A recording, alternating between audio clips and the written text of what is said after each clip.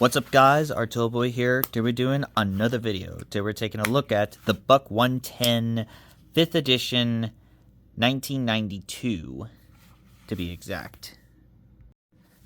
Yes, this is probably a kind of a weird situation about this video here and why I'm actually saying about this for a reason.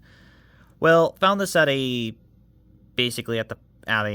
flea market for around about like $20, as you could probably know.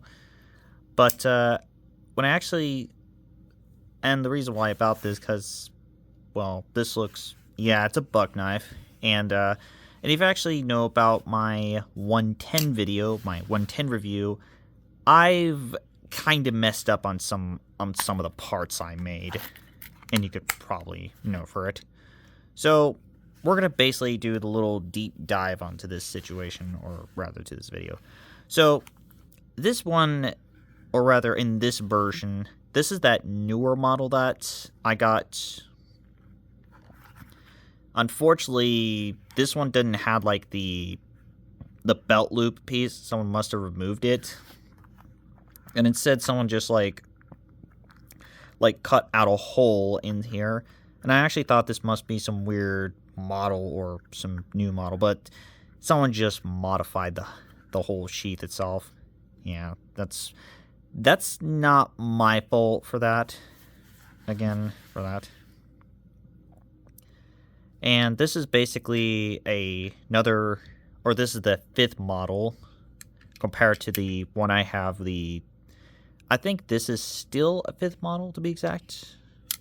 But another thing I basically did said about this for many, or people did point it out here, is yes, the blade is made of 440 high carbon stainless steel, or high carbon steel, rather stainless steel.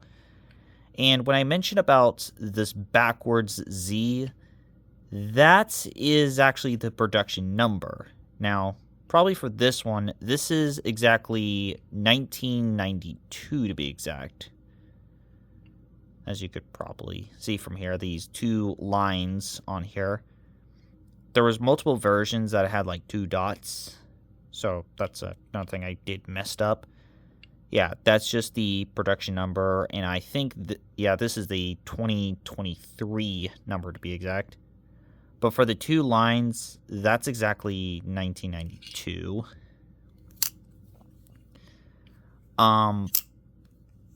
The same, it's kind of different about this, and we can know about this when we get to talk about it. The wood is a little, of course, the 2 pieces are made of brass. I know this is going to be a little quicker on this one because I've made a video about the 110, but there are some mistakes I made, so. And you could probably, they have the 2 pins on the bottom and 1 pin on the top, and one for basically for the spine on the piece of steel spine. I got the 2 pins on, actually no, this one's like on actually 2 sides. Yep, you could 2 pins on both sides. And the other one's basically in here to be exact, right here. The pins right here, and the 2 pins are right here. So I can clearly see those. And this is kind of and I actually bought this for kind of a hilarious reason. So there is actually another Swiss Army knife I did found, which is another Victorinox piece. And there was also selling a particular knife that I didn't bought. Yes, I know that sounds goofy to hear that, but it's basically Austrian painter 1930s youth knife. And I could probably know that's probably a fake of all things because it's looked a little too shiny, look too clean. But I don't know. Maybe it's not.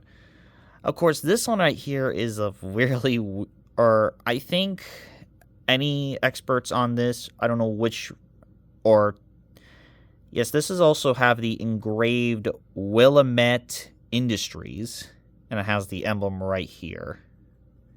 So it's kind of funny to see this here because you don't really get to see some like a company logo on the top of a knife anymore, because they'll think that, oh no, it's a weapon, oh no. And yeah, I'm gonna say this here, I'm not a fan of the whole, oh, these are weapons because they're basically had a blade on it, like Swiss Army knives. Like, bro, that's ludicrous. And you could probably see from, yeah, and this is basically the 5th version, to be exact, because,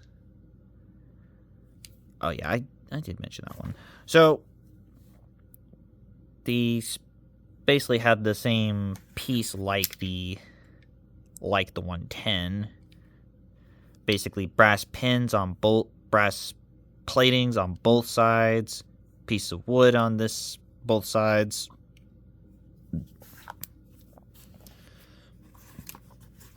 And this one is basically a little smaller because someone was sharpening it. Was actually a little smaller than the normal 110, because this one, someone sharpened it. That's the reason why. And you could probably, so this is how you opened it with the clip point in there. And this is how you close it because it's a lockback. So the size in this guy, the size on the 110, the 110 5th edition is around, or 1992 version is around about of 3/4. Meanwhile, for the handle, while it's closed, it's around about of 4 3/4. Meanwhile, for the overall size, it is around about 8/4.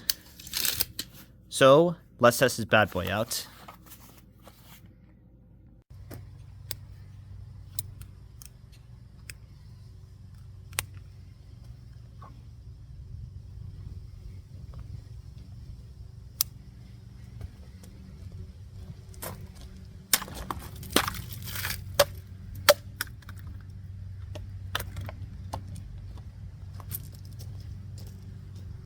So the result up there is, well, don't be surprised that it actually still pretty good, even if it's an older model, which is really crazy to see this. That is actually pretty decent for something that's like that's basically is an older variant of it. Yeah, it was worth it. I'm not gonna tell. And again, it's really pretty awesome about it. So I give the Buck 110 6th version, 110 6th version, an astounding of still a 10 out of 10. It is actually still, even if it's older than the one I had, this one still is better to use. Really awesome to have. So that wraps up of the Buck 110 6th version, or 6th edition.